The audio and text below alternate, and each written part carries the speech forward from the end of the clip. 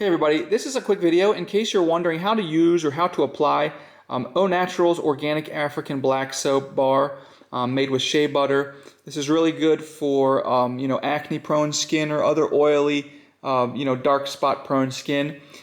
So this soap is really easy to use. What we're going to do is just get some warm water running, and then we're going to lather up real good with our hands the soap. And once we have a nice good lather on our hands, we want to, apply it to our face or whatever skin we're using, but we're going to kind of, instead of just wiping or scrubbing, we're going to kind of massage it in to our skin for a good, 30 seconds to a minute. Just kind of nice and massage it into your face.